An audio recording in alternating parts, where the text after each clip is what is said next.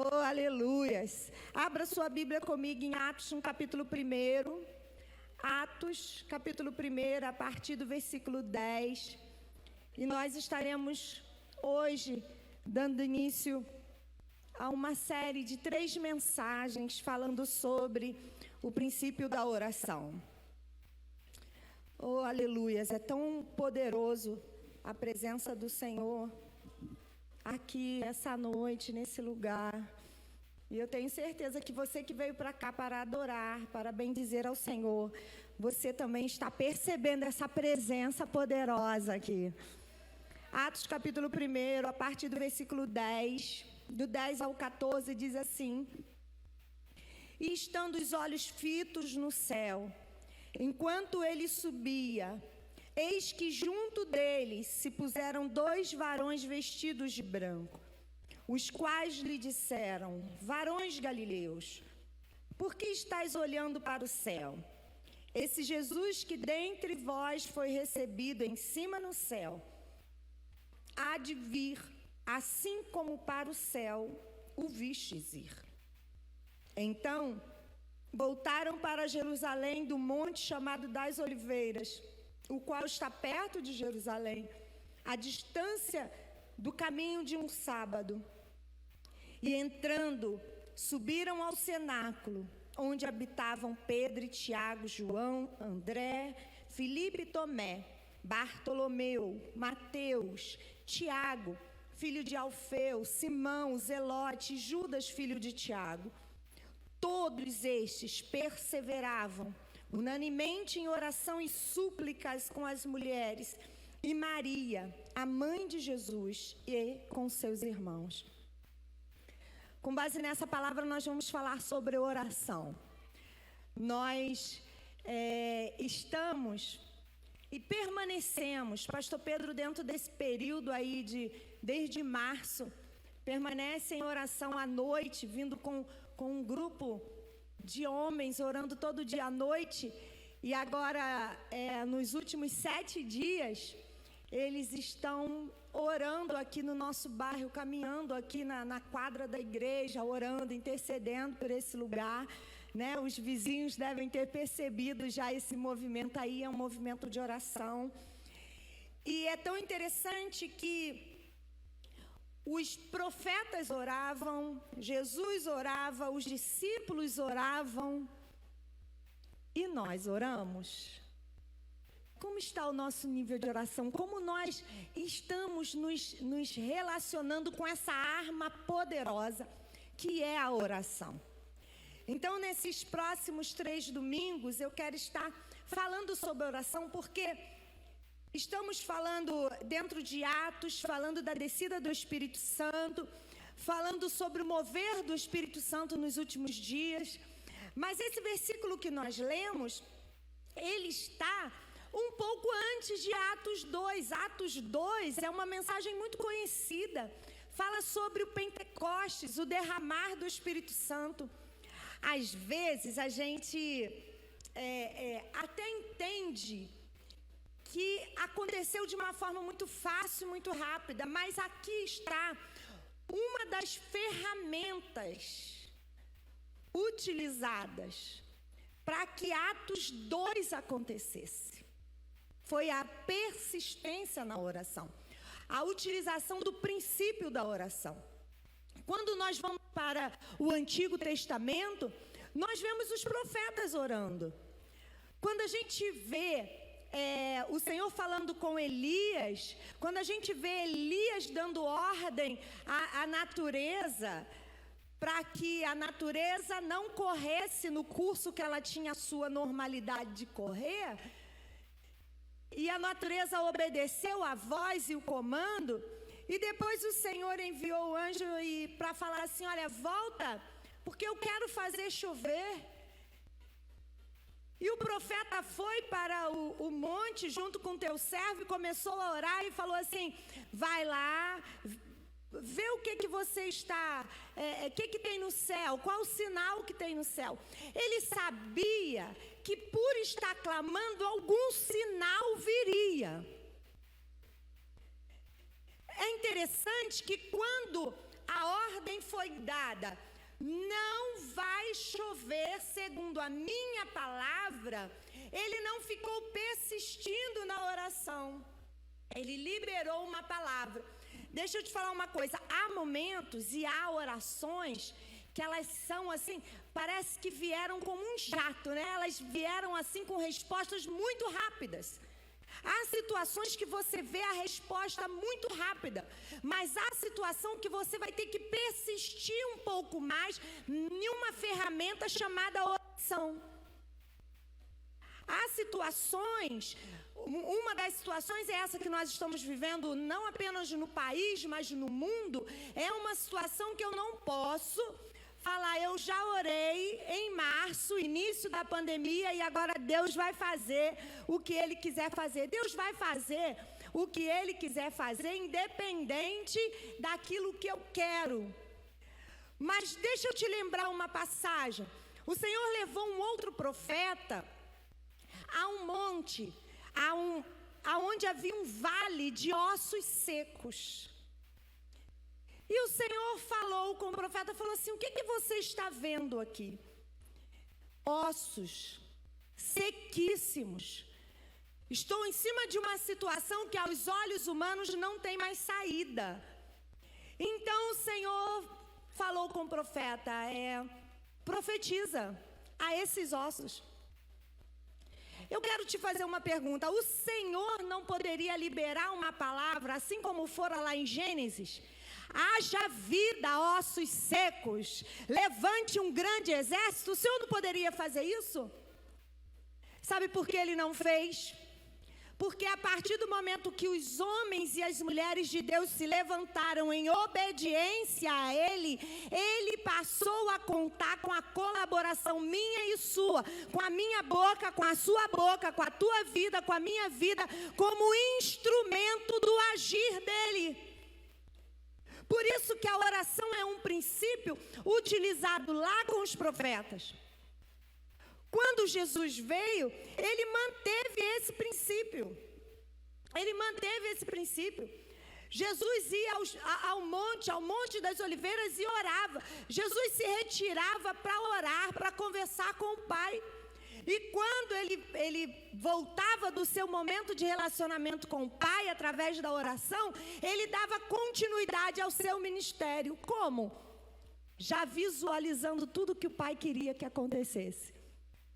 O nosso relacionamento com a oração é um relacionamento de visão, de visibilidade dentro de uma situação obscura. Na última terça-feira, nós tivemos um momento aqui que eu compartilhei hoje pela manhã, um momento que o Senhor nos usou com uma palavra direcionada de conhecimento de uma situação que nós não sabíamos o que era e como era.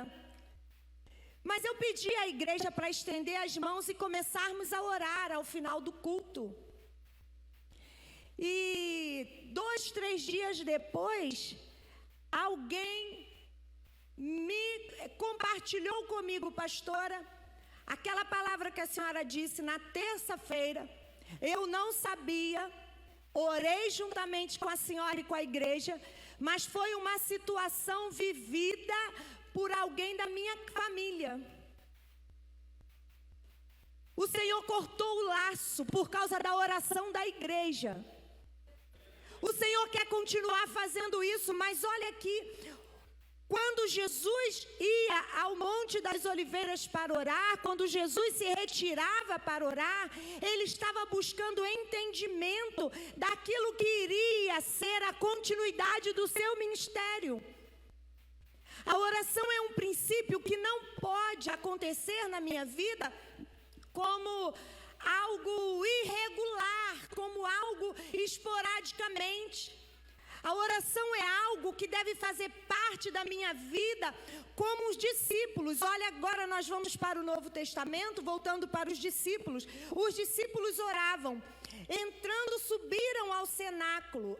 Esta era um ambiente, uma situação aonde Jesus, após morrer e ressuscitar, chegou aos discípulos, falou com os discípulos, deu orientação para que eles ficassem em Jerusalém. E eles foram cumprir algo que o Senhor havia direcionado para eles. Houve um momento que, junto com Jesus, um dos únicos pedidos desses discípulos foi: Jesus, ensina-nos a orar. Ensina-nos a orar. Olha que interessante. Eles viam Jesus ressuscitar os mortos, eles viam Jesus curar o coxo, o cego, paralítico andava, Pedro andou sobre as águas e ninguém nunca falou: Senhor, nos ensine quando acontecer de alguém morrer, e como é que a gente faz para poder que ele ressuscite. Não, eles pediram: Senhor, nos ensine a orar. Eles sabiam que a oração ia ser o carro-chefe para que todos os demais milagres e situações vividos por Jesus fossem também vividos por eles. Eles sabiam que não ia ter outro duto, não ia ter outro caminho de escoamento dessa água, desse milagre, da manifestação desse poder, não ia ter. O caminho seria a oração. Então eles falaram: Senhor, nos ensine a orar.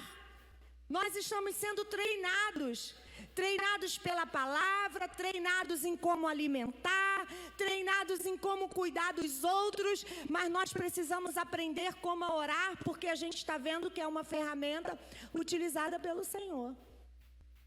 Então, aqui cita o nome de todos os discípulos.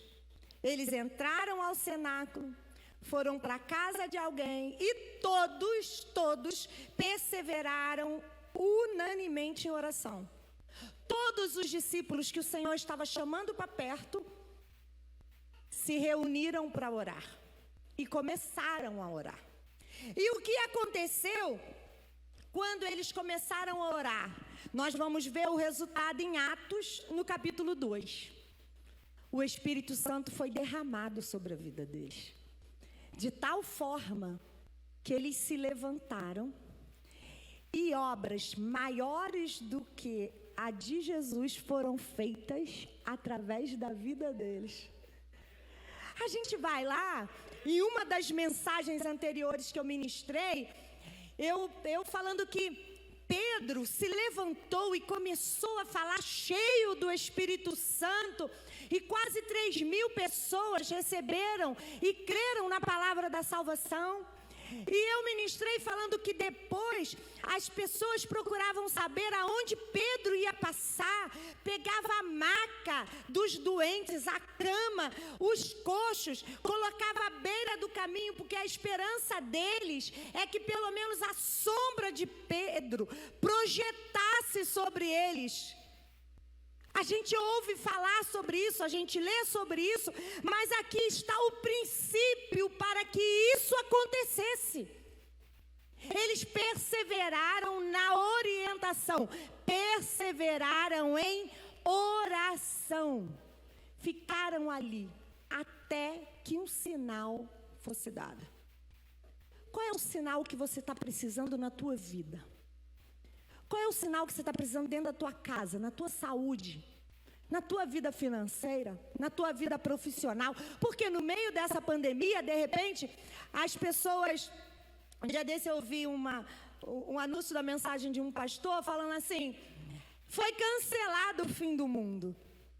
As pessoas começaram a trabalhar em prol do fim do mundo por causa de todos os sinais e, de uma certa forma, querendo isolar a sua própria vida. O anúncio do fim do mundo, os sinais que nós estamos vendo, não significa eu me reclusar no meu cantinho e ficar quietinha ali esperando a coisa acontecer, não.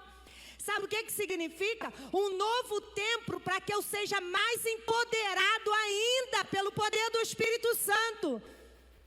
Se eu estava dando 5 passos, o anúncio do fim do mundo significa que eu devo dar 10 passos e passos transformadores. A minha vida não paralisou, eu vou continuar projetando, eu vou continuar sonhando, só que agora numa perspectiva mais ampliada daquilo que é o meu propósito principal. A volta de Cristo, o Senhor voltará para nos buscar e vai nos arrebatar como sua igreja. Mas eu não vou paralisar. Então esses homens, eles se reuniram e começaram a clamar. E logo no capítulo 2 eles tiveram um sinal. Qual foi o sinal? O Espírito Santo veio e foi derramado sobre a vida deles. Se há alguém aqui nos ouvindo pela live, aqui participando do culto nessa noite, que está na expectativa de um sinal e não chega, está na expectativa de uma resposta que não se vê. Esses homens, imagina, esses homens andando com Jesus, vendo todo o poder dele se manifestando na terra pelo seu ministério, e de repente vê a vida daquela pessoa que andava com eles, não está mais junto com eles. Imagine o sentimento de temor, o sentimento de tristeza, o sentimento, e agora o que nós vamos fazer? Foram se reunir e esperar por um sinal. Nós vamos orar porque nós vimos que por algumas vezes o nosso mestre, ele se separava para orar e o sinal era estabelecido através da vida dele. Eu não sei se por acaso você está vivendo algum momento na sua vida pessoal, porque a nível de mundo está todo mundo vivendo, esperando um sinal do que o Senhor deseja fazer. Sendo visto, todo mundo apavorado, e a oração foi muito firme durante uma semana, mas daqui a pouco a coisa já começou a um certo relaxamento. Nem 8, nem 80. Eu estava conversando com o pastor Pedro, nós não vamos ficar enclausurados no medo, mas também não vamos para uma outra extremidade achando que nada aconteceu. Foi tudo uma pequena brincadeira, não foi. Não foi. Esse é um tempo de mais do que nunca nós pegarmos o princípio da oração e pormos em prática dentro da nossa casa, no meio da nossa família, para as pessoas que a gente entende que o Senhor deseja salvar. Pastor, alguém que a gente entende o Senhor sempre nos dá alguém. O Senhor sempre nos dá um nome. Qual o desejo do teu coração a respeito do reino de Deus e do projeto do Senhor que é a sua igreja? Qual o projeto do teu coração, o desejo do teu coração a respeito da sua casa, da sua vida pessoal? Eu te faço outra pergunta. O que você e qual o nível da intensidade que você está crendo? O nível e a intensidade do que eu estou crendo é o nível e a intensidade que eu vou buscar aquele que pode me dar um sinal a respeito do que eu estou crendo. Quando eu interrompo essa disciplina de oração e permito-me me perder no meio dos meus afazeres, do meu dia a dia, da minha correria, isso acontece comigo muitas vezes. O dia encerra e eu olho para trás e falo, meu Deus, o dia se encerrou e hoje eu não consegui ter a minha disciplina de oração. Se eu não parar para perceber, isso vai acontecer no primeiro dia, no segundo dia e no terceiro dia. Eu corro o risco de achar que eu não preciso mais depender da minha comunhão com o Senhor. Isso está errado e é muito ruim. Porque quando eu olhar para trás, eu já me distanciei muito. O vaso já está completamente vazio. Vai ter que ficar mais horas debaixo da água para que ele se encha. Mas quando eu o mantenho sempre sempre debaixo da fonte, ele vai sempre se manter cheio. Qualquer gota que pingar dentro dele já vai transbordar. Mas às vezes eu venho ao culto, ou às vezes uma vez na semana, pastora, eu tenho um dia na semana que eu me consagro, que eu tiro um tempo e oro. Você não janta uma vez na semana, você não almoça uma vez na semana. Você se compromete com o seu sustento físico, a tua alimentação física todos os dias. A tua vida espiritual é a mesma coisa, ela precisa ser alimentada. E uma das ferramentas é a oração. Jeremias 33:3, o Senhor diz assim: clame a mim e responder-te-ei. Qual é a resposta que você está esperando? Deixa eu te falar, não vai bater na tua porta se não tiver clamor. Clame a mim e responder-te-ei. Não é o contrário. Responder-te-ei e depois você clama. Não. Clame a mim. A ordem é: batei e abrir-se-vos-á. Pedi e dar-se-vos-á. Aquele que bate, a porta se abre. Aquele que pede, recebe. Aquele que busca, encontra. Aquele que busca, encontra. Você tem buscado? Como você tem buscado? Qual tem sido a sua disciplina na oração? Pastora, a minha vida agora já voltou a uma correria. Meu filho, se levanta um pouco mais cedo antes de todo mundo. Dorme depois de todo mundo, mas arruma um tempo. O Senhor é o dono do tempo, não haverá desculpas. Certa vez o Senhor chegou a um pé de um fruto e ele procurou alimento daquele fruto. E de repente ele olhou, não havia um fruto naquele alimento, naquela árvore, e ele falou assim: nunca mais ninguém coma nada de você. No dia seguinte, quando os discípulos passaram, aquela árvore estava seca. E segundo os comentários, não era a época da árvore da fruta. Mas o dono, quem a criou, foi procurar por ela um dia e não tinha um fruto. Não há desculpas, não há explicação. Eu não posso chegar diante do Senhor com todas as minhas justificativas para eu não ter relacionamento com Ele. Ele nos chamou para termos relacionamento com Ele. E uma das formas é a oração. Todos os discípulos se recolheram e perseveraram em oração. Você é discípulo de Jesus? Se inclua nessa listagem, inclua teu nome nessa listagem de Atos 1, versículo 14. Todos perseveraram em oração. Atos 1:13. Subiram ao cenáculo Pedro, Tiago, João, André, Nivaldo, Maria Luísa, Elisângela, Bruno, Amanda. Isso aqui é Atos dos Apóstolos. É o livro que você não vai ver se encerrando lá no final. Porque quem dá continuidade, a ele sou eu e é você. Subiram ao cenáculo para orar. Todos perseveraram. Pedro, Tiago, João, André, Mauro, Verônica, Rosa, Tassiane, Evandro. Subiram e perseveraram em oração. Fernanda, João Marcos, Tiago, Rodrigo, Andresa. Todos perseveraram em oração. E daqui a pouco o fogo desceu. O medo foi consumido pelo fogo do Espírito Santo. Subiram ao cenáculo. Fala o seu nome.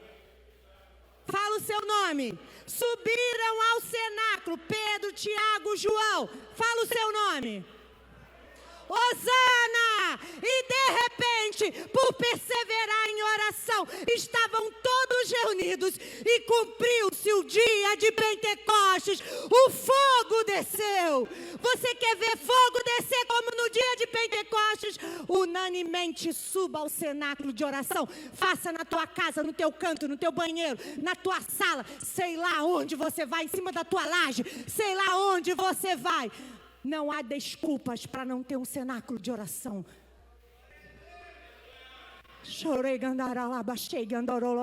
E o Senhor vai começar a abrir os olhos. E o Senhor vai começar a dar visões. E o Senhor vai começar a dar palavras de conhecimento. Cenáculo, meu querido, não é tempo de eu ficar ali embaixo, junto com uma multidão que faz a mesma coisa. E vai para lá e vem para cá. Não, eu preciso subir ao cenáculo de oração. Que esta semana você lembre dessa palavra. Ou eu não posso ficar aqui no meio da multidão, sendo levada para lá, sendo levada para cá. Eu faço parte da listagem dos discípulos. Fique de pé. Eu quero orar por você. Eu quero orar por você que está na sua casa hoje, ouvindo essa palavra. Essa palavra é para você. Muitas vezes nós precisamos juntos orarmos como igreja do Senhor.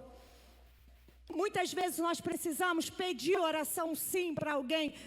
Como essa semana eu pedi oração para algumas pessoas que estavam precisando. Mas eu preciso ter o meu tempo. Porque é algo que o Senhor vai falar comigo. Abra tua boca e profetiza. Por que Deus não faz isso? Ele quer contar com a sua boca, com a sua palavra. Há flechas quando nós falamos, há poder nas nossas palavras.